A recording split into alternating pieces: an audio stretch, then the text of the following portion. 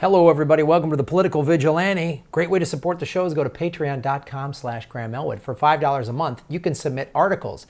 This subject was actually submitted by two patrons, Faye Edelstein and Eric Huso. It is about how there is a homeless industry, basically. This is mainly talking about San Francisco, but it shows we have a severe homeless problem here in Los Angeles as well. But it goes into the history. So this article is from 2013, the homeless industries in San Francisco. And so Faye sent me several articles that I'm going to weave in here, and Eric sent me a video.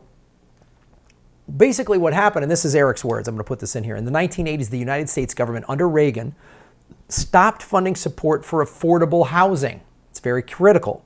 And started to fund homeless services. Before the 80s, there was no such thing as chronic homelessness.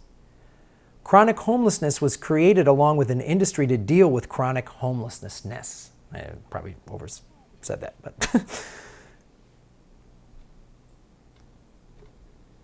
that makes a lot of sense. They took away housing. And here's what's happening in San Francisco, which is happening here in Los Angeles. The housing is unaffordable. You've got people that they can't afford it, so they're getting evicted. So there's this common belief that all homeless are just, drug addicts and people suffering from mental illness. Now that's a sizable percentage of the homeless population without a doubt, and those people should be getting help as well. They shouldn't be cast away on the street. But what's happening, especially since the 2008 crash, a lot of people and then prices keep going up, housing prices keep going up, and every major city I talk to, everyone's like, oh man, the housing prices are nuts.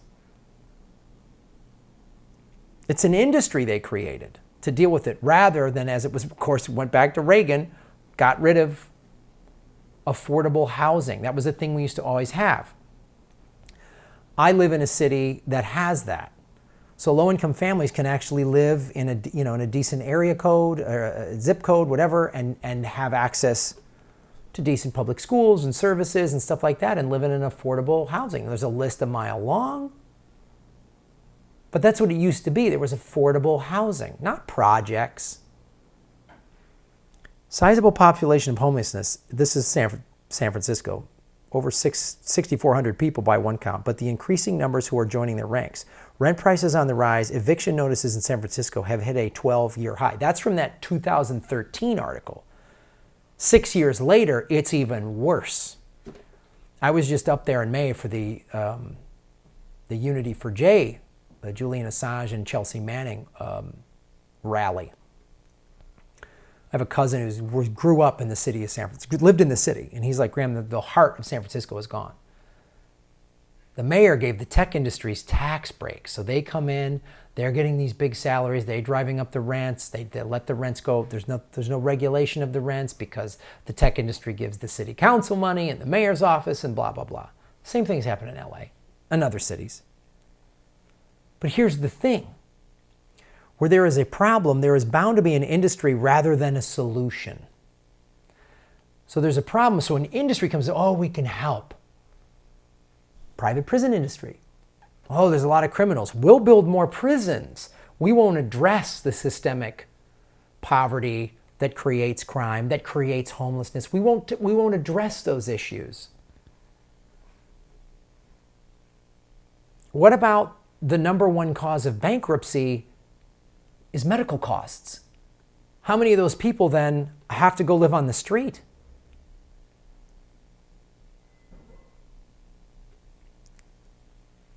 And it is inherent in any such response that no solution shall ever be found. One needs the other. There's some non-for-profits, I'm sure, that are dealing with homelessness, and I'm sure they're very noble organizations with people with good hearts that want to help the situation. And I'm not blaming them.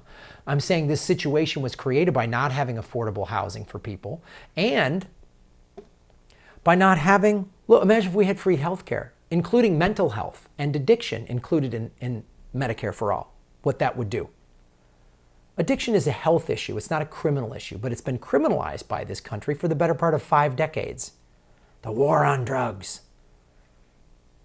Instead of dealing with somebody's addiction, which the American Medical Association calls addiction an illness, we lock them up. So then the private prison industry and the homelessness industry profits. Homelessness industry manages, doesn't fix the problem.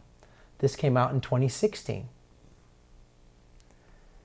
Homelessness is an industry designed to manage costs rather than challenge the mechanisms that create and maintain homelessness. Wow. Look at that. A criminal justice system that swallows up poor people, healthcare systems that underserve the poor and mentally ill, housing markets that don't provide enough safe and affordable options create this. Look, if you commit a crime and you're poor, you're screwed. A public defender says, plead guilty to a lesser term, so you plead guilty. Now you have a criminal record, so you serve 6 months in jail or 12 months or something like that. You get into a fight in prison or something like that, they extend your term. Now you get out, now you're a convicted felon, so you can't get a job. What are you going to do? Go back to crime? You got to live on the streets? There's more drugs in prison than there are on the streets. Not to mention the drug issue. So crystal meth is flooding Los Angeles. It's coming in. What happened was crystal meth was being made. People could make it right in their homes because of the decongestants, right? So the government clapped down on that. It's hard to get that stuff. So now the Mexican drug cartels are making it in Mexico, and they're bringing it into Los Angeles, and it's getting distributed out from Los Angeles. There is a severe drug problem in San Francisco and Los Angeles. But I was on the street, my cousin, we were walking after the vigil, after the Julian Assange, Chelsea Manning, and he's like, oh, Graham, you'll just see a bunch of drugs hit the ground. You'll see crack. You'll see meth pipes. He goes, because he's like doing day labor work, and he's like, sometimes I'll just come into the city and I go, wow, it just hit again. Crystal meth, cocaine. Like there's an opioid epidemic in other parts of the country, but in California, it's like meth and cocaine. It's crazy. That helps create and continue the cycle of homelessness. Framing homelessness as a pathology reinforces the legitimacy of the industry and places the blame for housing deprivation on the individual. They're all drug addicts and crazy, so they can't hold down a job and keep an apartment. See? Then again, we're blaming the individual. We're punching down. We're not saying, no, the ruling class is making affordable housing and affordable health care, including drug addiction and mental health, unavailable. Unavailable. I've done a lot of free stand-up shows or being paid minimal amounts at rehab centers, and I've seen the difference between the private rehab centers and the state-funded ones. And I've seen some state and city-funded ones that are fine. The private ones are resorts. And hey, I don't begrudge anybody who's trying to get sober, and if your family has the money to put you in a whatever's going to get you sober, but what if you don't have that money? What if the state-run one is, or the city one is full? They don't have any more space for you to get clean. And you don't have anywhere to go, and you're on the streets. See? See the cycle? See the cycle? There's a great website. It's a Twitter handle, @InvisiblePeople, and they have a YouTube page. Go to their YouTube page, because there's interview after interview after interview with all these people that are homeless. And guess what? There's vets that are homeless. There's people that had jobs. They lost their homes in the crash of '08. Another crash is coming, by the way.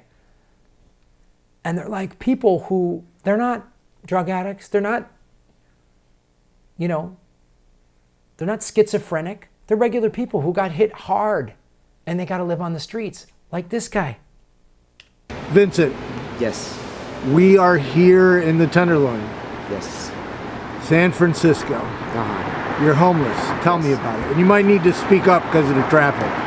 Okay, I'll try. My voice is going out on me for some reason. Yesterday I started. I've been homeless now since 2017. It was kind of a crappy situation, fight with the landlord, lost my place, and I don't think at the time I gave it the seriousness of attention it deserved, to sort of get myself back into housing and off the... See how important renters' rights are?